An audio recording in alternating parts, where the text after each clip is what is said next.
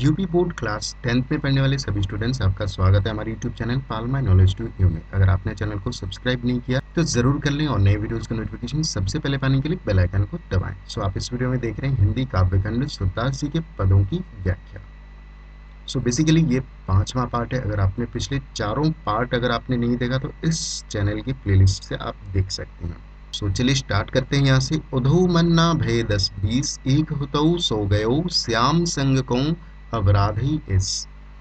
इंद्री शिथिल भई के सब बिनु ज्यों देहि बिन सीस। आशा लागी रहती तन श्वासा जीवहि कोटि बरिस। तुम तो सखा श्याम सुंदर की सकल जोग के अंश। सूर्य श्या हमारे नंद नंदन बिनु और नहीं जगदीश। तो इसमें गोपियां उद्धव जी से कहती हैं कि हे उद्धव, हमारे मन 10-20 नहीं है। 10-20 यानी कि हमारे मन 10-20 नहीं है। सबकी तरह हमारे पास भी एक ही मन था।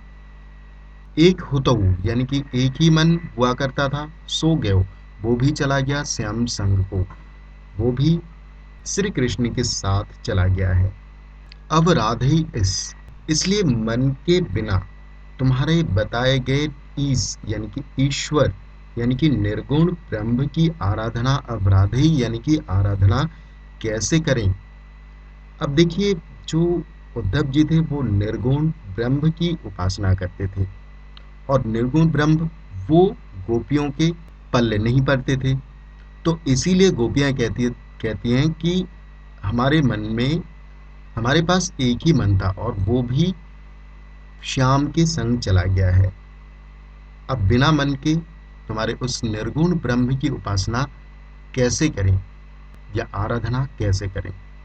इंद्रिय शिथिल भई केशव बिनु यानी कि श्री कृष्ण के बिना हमारी सभी इंद्रियां शिथिल हो गई हैं। शिथिल यानी कि शिथिल, निष्क्रिय हो गई है, यानी कि कोई भी इंद्रियां काम नहीं कर रही हैं। ज्यों देही बिन शीस, ज्यों यानी कि जैसे कि हमारी दशा बिन शीस यानी कि बिना सिर के प्राणी जैसी हो गई है। देही यानी कि प्राणी, ज्यों यानी कि जैसे हमारी दशा बिना सिर वाले प्राणी जैसी हो गई है। देही यानी कि प्राणी।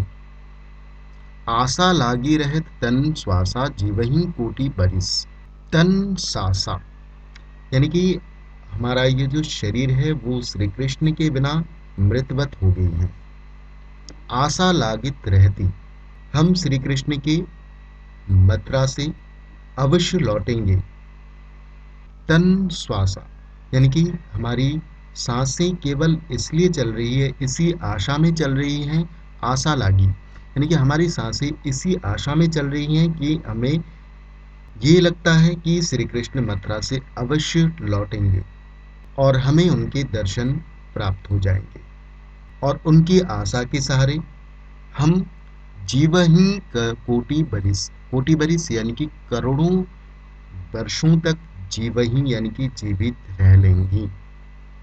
तुम तो सखा श्याम सुंदर के सकल जोग के इंस यानी कि तुम, वो गोपियां उद्धव से कहती हैं तुम तो श्याम सुंदर की यानी कि श्री कृष्ण के सखा हो, अभिन्न मित्र हो और सकल जोग की इंस यानी कि संपूर्ण, सकल यानी कि संपूर्ण योग विद्या तथा इंस यानी कि योग या मिलन के उपायों के ज्ञाता हो। इंस का ये अर्थ है। सकल जोग यानी कि योग विद्या, संपूर्ण योग विद्या और मिलन के उपायों के ज्ञाता हो। सूर हमारे नंद नंदन बिनु और नहीं जगदीश।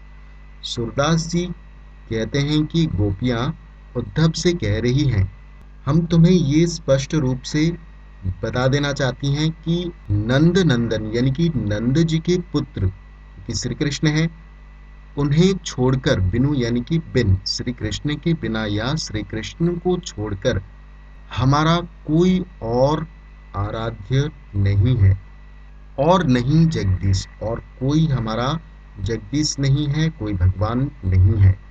हम तो उन्हीं की परम उपासिका हैं। अगर इसकी काव्यगत सौंदर्य अगर देखते हैं तो भाषा, इसमें ब्रज भाषा का प्रयोग हुआ है।